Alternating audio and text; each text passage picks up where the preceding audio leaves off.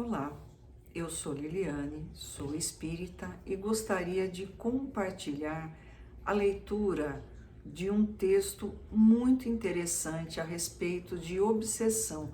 Esse texto é encontrado no capítulo 28 de O Evangelho segundo o Espiritismo, que é um capítulo dedicado à coletânea de preces espíritas.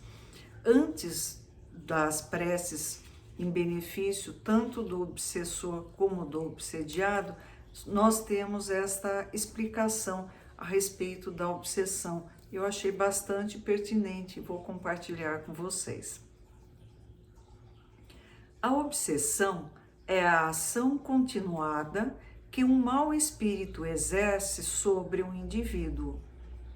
Apresenta características muito diversas, desde a simples influência moral, sem sinais exteriores que se percebam, até a completa perturbação do organismo e das faculdades mentais. Ela obstrui todas as faculdades mediúnicas. Na mediunidade psicográfica, isto é, da escrita, ela se traduz pela teimosia de um espírito em se manifestar, não permitindo que outros se manifestem. Ao redor da Terra, há grande quantidade de maus espíritos, devido à inferioridade moral dos seus habitantes. Sua ação maléfica faz parte dos flagelos dos quais a humanidade é o alvo na Terra.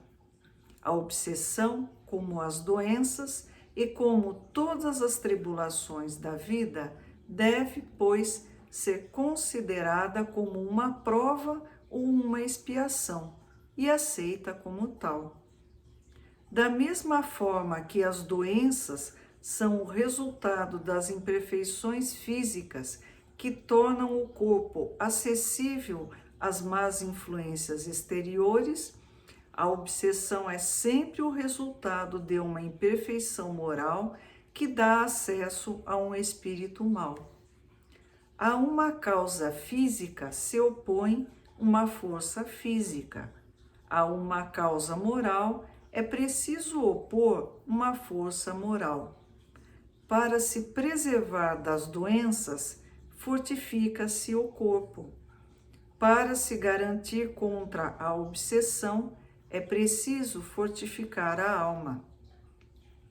Daí, para o obsediado, a necessidade de trabalhar para a sua própria melhoria, o que muitas vezes basta para livrá-lo do obsessor, sem o socorro de pessoas estranhas.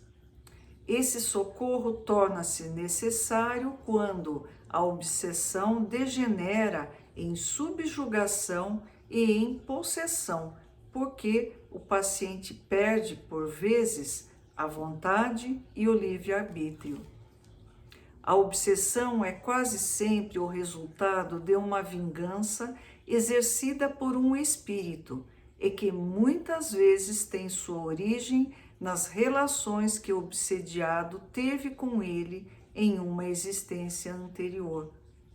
Nos casos de obsessão grave, o obsediado está como que envolvido e impregnado por um mau fluido que neutraliza a ação dos fluidos salutares e os repele.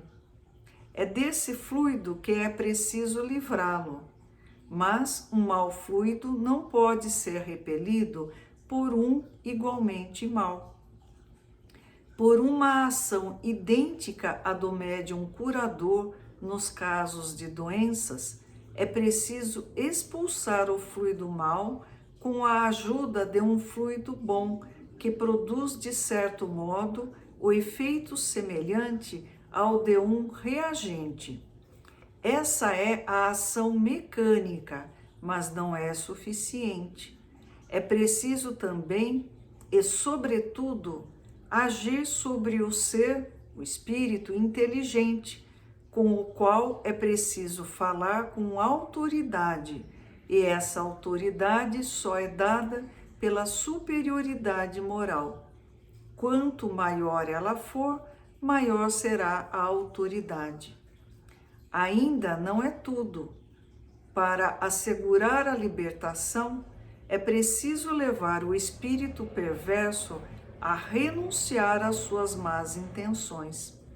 É preciso fazer nele nascer o arrependimento e o desejo do bem, com a ajuda de instruções habilmente dirigidas, nas evocações particulares feitas visando a sua educação moral. Então, pode-se ter a dupla satisfação de libertar um encarnado e de converter um espírito imperfeito. A tarefa torna-se mais fácil quando o obsediado, ao compreender sua situação, colabora com boa vontade e com suas preces.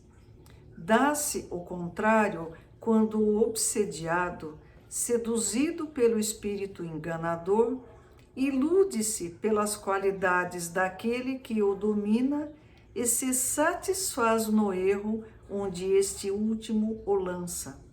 Então, longe de ajudar, recusa toda a assistência. É o caso da fascinação, sempre mais difícil de resolver do que a subjugação mais violenta.